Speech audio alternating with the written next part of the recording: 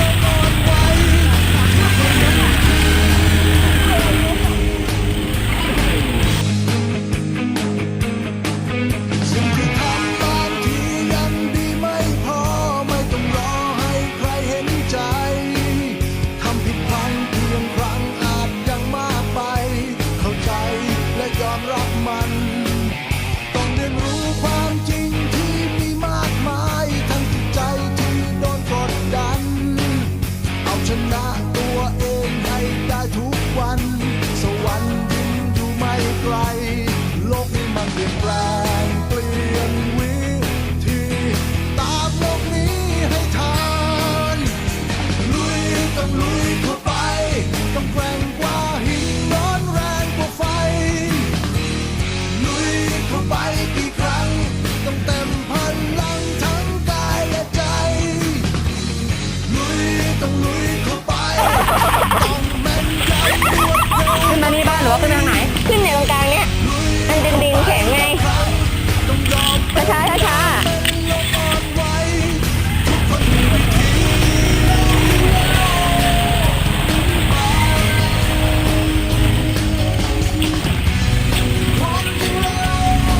ต้องเปลี่ยนแปลง ๆเฮ้ยดันตูดไหนมีคนดันตูดวัดไม่ได้เหรอน่าจะได้นะ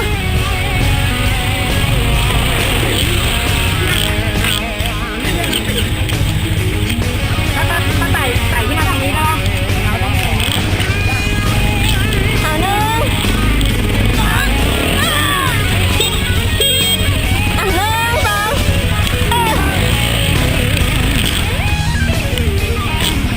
โอ้ยเธอตลอดเส้นอ่ะต้องมุดลวดหนามอ่ะเข้าช่วยวัดหน่อยเอามีดต่อกันดิเดี๋ยวพวกมีดพาขึ้นเอารถน้องขึ้นมาก่อน ต้องแกร่งกว่าหินร้อนแรงกว่าไฟลุยเข้าไปอีกครั้งต้องเต็มพลัง แล้วอาจารย์พบ กายและใจ หนึ่งสอง เข้าไปต้องแม่นยำรวดเร็วกว่าใคร ตาระวัง เข้าไป เนี่ยรถเล็กมุดเนี่ยเธอ ต้องยอมเป็นน้ำเป็นลมอ่อนไหวลุยต้องลุยเข้าไปต้องแกร่งกว่าหินร้อนแรงกว่าไฟลุยเข้าไปอีกครั้งต้องนำพลังทั้งกายและใจลุยต้องลุยเข้าไป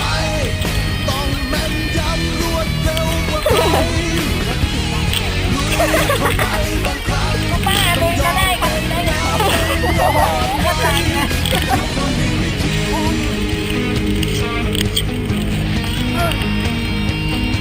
ก็ลุยกันมาเนาะ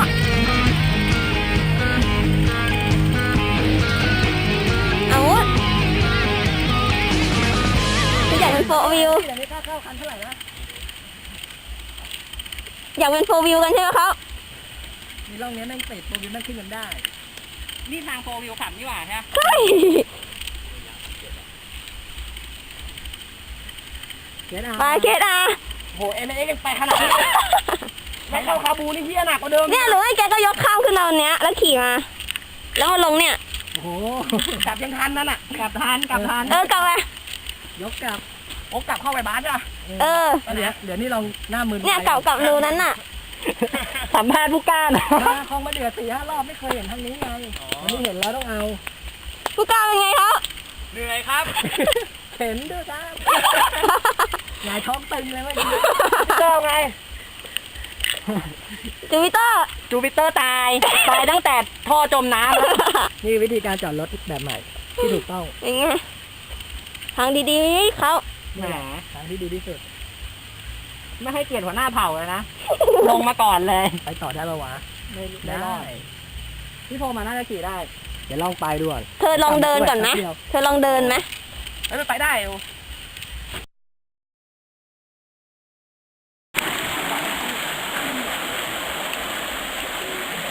นี่มาก่อนไม่ได้มาก่อนครับสอนผมก็ได้ครับใจไม่ออกแล้วเนี่ยไอ้ลูกไม่ไปไม่ไป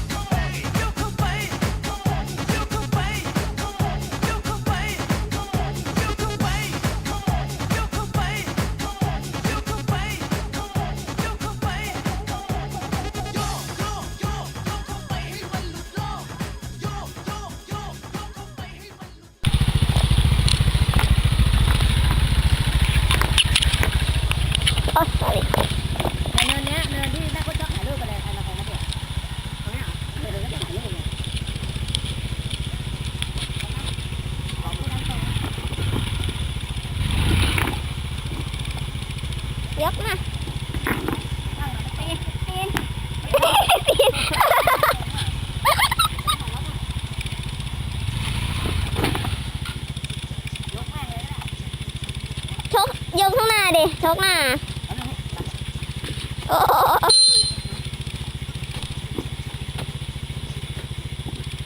ฮึบฮึบย่อผ่านไปแล้ว1,000โคตรสดอ่ะโคตรสดแต่วันนี้ ยกหน้าเลย ยกล้อหน้าเลย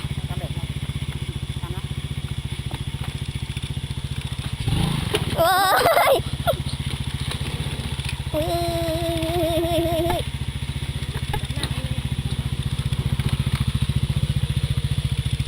เขียนเอาไว้หน่อยไหมเดี๋ยวร้อยกันมา แล้วนี่ก็โล่งแล้ว เธอก็ต้องยกปะเนี่ย น่าจะได้มีแรงฝังแล้วแหละ นี่โหกันใส่โหด ฝังหน่อยเหี้ย เอาหลบรถหน่อยเร็วหลบรถหน่อยเร็วผมไม่ขับดีๆเด้อ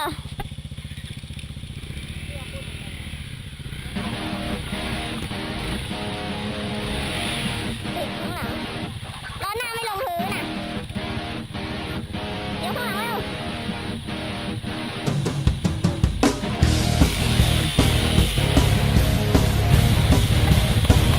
ไปทางไหนต่อ นี่เหรอ นี่ไง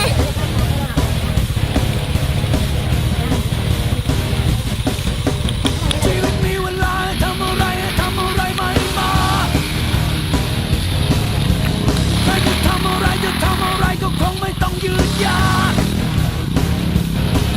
ช้าไปต้องใครคว้าไปเก็บ โอ้ยตายเต็มเลย ใจเย็นเป็นการไป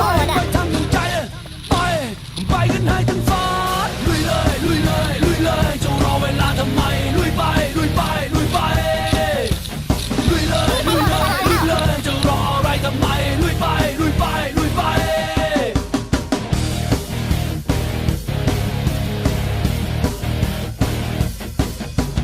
ชีวิตมีเวลาทำอะไรไม่มาใครจะทำอะไรที่ว่ามันยากก็ลองสิลองให้มันรู้กันไป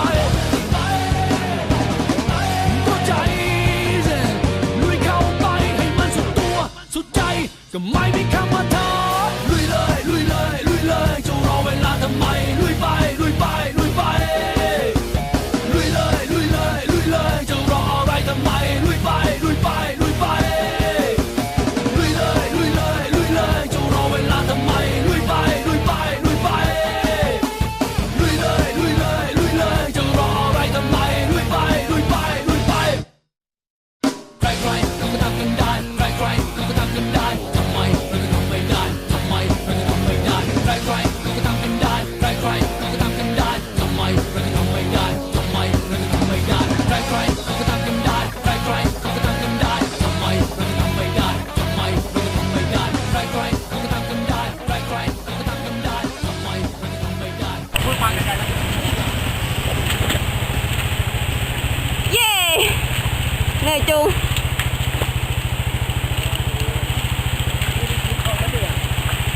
เมื่อก่อนนะตรงนี้มันจะเป็นเวิร์กนะต้นน้ำครับนาตีสุดยอดป่ะ จูปิเตอร์น้อยลุยของมะเดื่อ โอ้มีใครสดเท่าพวกเราอีก อ่า สายลุย ไม่มีใครคุยด้วย ก็ไม่กล้าคุย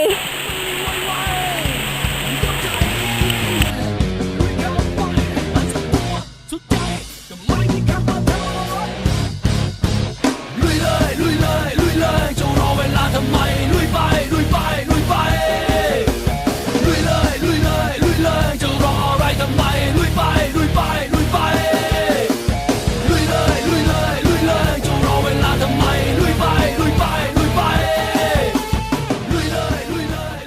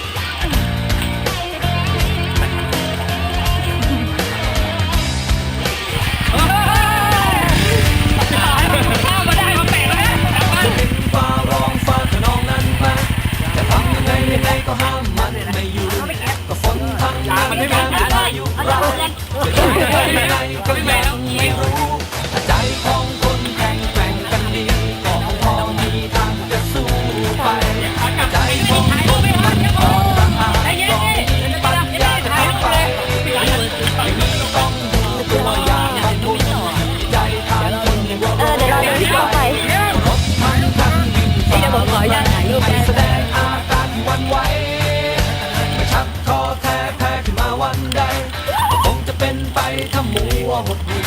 ก็มีทางเดียวถ้าไม่มีทางใด ก็เดินมันตรงไปวัดกันให้รู้อย่างกับมาเล็กร้องคำรามอยู่สู้ลำพังอย่างไม่มีกลัวกลับวิ่งฝ่าเข้าเผชิญกับพายุไม่ว่าลูกไหนมาเล็กร้องคำรามอยู่สู้ลำพังอย่างไม่มีกลัวและสู้อยู่ทุกเวลาสง่าผ่าเผยไม่ว่าไปถึงที่ใด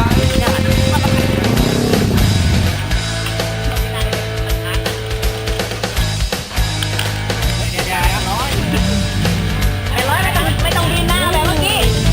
ง่าย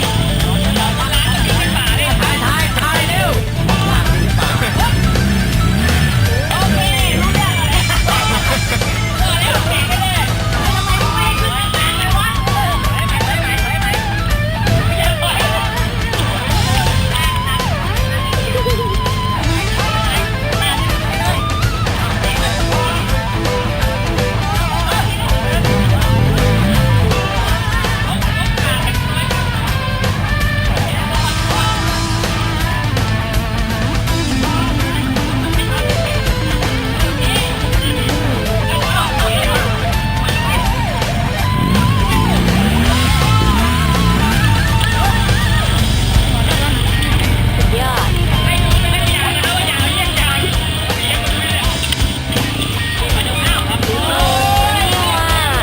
สุดยอดอ่ะ จะมาวันใดผมจะเป็นไปทำบุญหลอกก็มีทางเดียวถ้ามีทางใดจะเดินทางไปวัดกันให้รู้อย่างมาเล่นร้องคำรามสู้จนมันยา